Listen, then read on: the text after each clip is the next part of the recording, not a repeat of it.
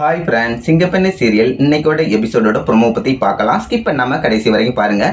சிங்கப்பெண்ணே serial வந்து இப்போ வந்து சன் டிவியில் வந்து ரொம்பவே இன்ட்ரெஸ்டிங்காக போயிட்டு இருக்கு. இப்போ வந்து நம்ம ஆனந்தியும் அன்பும் வந்து நம்ம கருணாகரன்ட்ட போய் கேட்குறாங்க, எங்களுக்கு வந்து லீவ் வேணும், நாங்கள் வந்து ஊருக்கு போகிறோம், திருவிழாக்காண்டி ஊருக்கு போகணும், அதனால வந்து எனக்கு லீவ் வேணும் அப்படின்னு கேட்குறாங்க. அப்போ வந்து கருணாகரன் வந்து யோசிக்கிறாரு, ஆனந்தி எப்படி தான் இங்கே நான் விட்றேன்னு பார்க்கும் அப்படின்னு சபதம் போடுறாரு.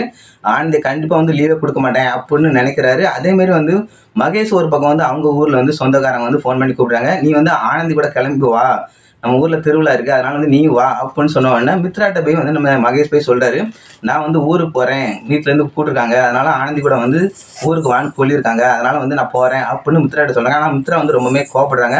மித்ராக்கு வந்து என்னதான் நினைக்கிறாங்கன்னே தெரியல. ஒருவேளை வந்து ஆனந்தியை பழி வாங்குறதுக்காண்டி மித்ராவும் ஒரு பக்கம் திட்டம் போடுவாங்கன்னு நினைக்கிறேன்.